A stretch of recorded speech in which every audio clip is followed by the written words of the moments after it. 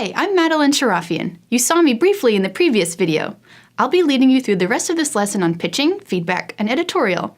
I'm a story artist here at Pixar, and as usual, for this lesson, I'll be joined by a few other artists and editors. Hi, I'm Bob Peterson. I'm a writer at Pixar. Axel Geddes. I am a film editor. Anna Walitsky. I am an editor. Hi, I'm Domi, and you may remember me from the first lesson on storytelling. As you saw in the previous video, you pitch your story to people to understand what's working and what's not.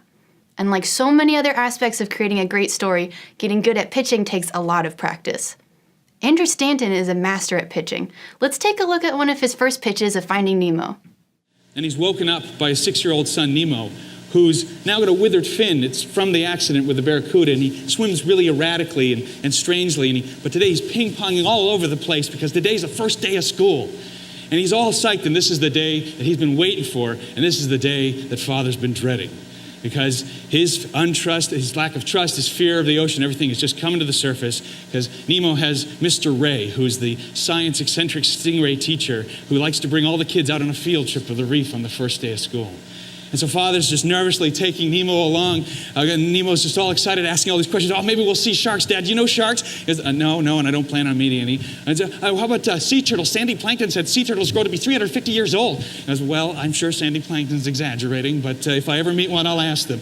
And then they finally make it to the school. Mr. Ray comes, all the kids get on top, and Father has to nervously watch and float with the other parents as they go off and disappear into the reef, and he can't hide his anxiety. And the other parents all elbow him and goes, don't worry, most of them will make it back.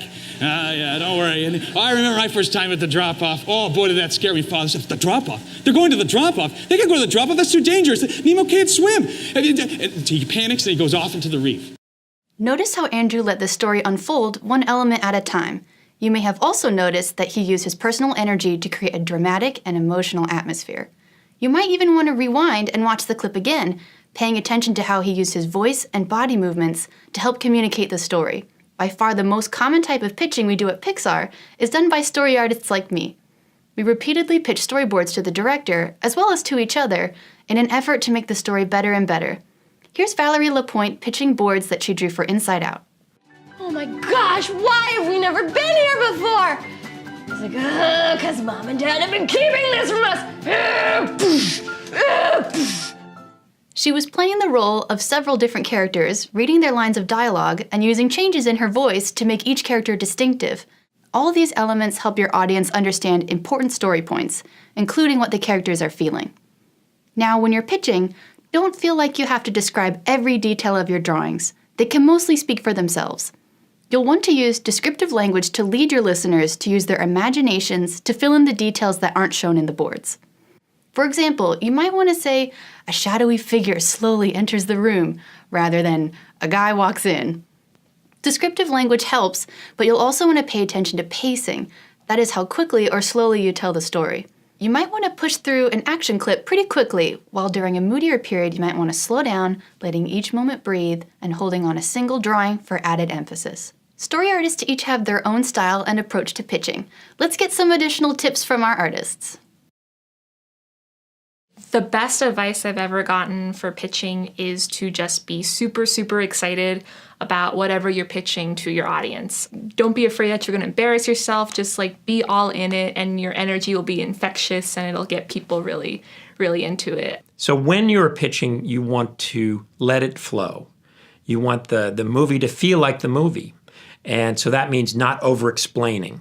Like I've been in pitches where people will start in and say, okay, Sully's walking down the street, and okay, well, this isn't exactly the street it'll be in, and you know, and that shadow won't be there, and of course he's wearing glasses, and he won't be wearing glasses, and I should have used a number 2 pencil for that, and I didn't, and it should have been a Tombow. So anyway, he's walking down the street, you know, it's like get to it. It's like one day Sully's walking down the street, and here comes Mike. What are you doing, Sully? What are you doing? Oh, Mike, quiet. You know, you keep it going, you keep it flowing, and if you get to a place where people are sitting up and laughing, it means that you're not just reading, you are performing it. And the second thing is just to practice like in front of a mirror, practice, like with your super, super close colleagues and friends. And the more you talk about it, the more you say the pitch over and over again, the easier it is. And then the less you'll be stumbling with your words, the more you'll just be focusing on like trying to communicate this idea to the person in front of you. I certainly practice it out loud. I'll sit at my desk and I'll step through the images and perform them, and sometimes it helps to look in a mirror. But I'll do it 5, 6, 7 times, and when you do it a lot, you start feeling the rhythms of it. And that's very important, that it's not just even, that it can slow down, speed up. What you want is some texture in there, and which texture comes change, and with that change, oftentimes you'll feel something. You'll go from happy to sad, or sad to sleepy, but you want to feel the changes as you go, and that comes from rehearsal. There's like lots of techniques people can do, like maybe just like do something to get the energy outside of yourself, so you're not like building it all in. So when you pitch, you're not just like blurting out all the words that have been building up inside of you. I just like going to the bathroom. Just like, I don't know, you can like psych yourself up in front of the mirror, just take a couple breaths. Breathing is really important.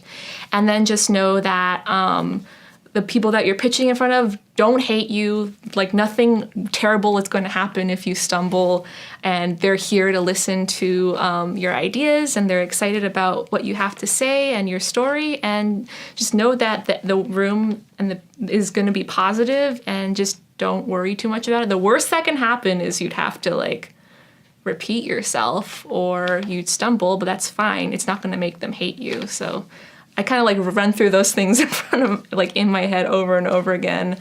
And then I just like take a couple breaths and I try to clear my mind, and then I just go in. There's quite a bit to think about when you're giving a pitch, so it takes practice. Use the next exercise to get started.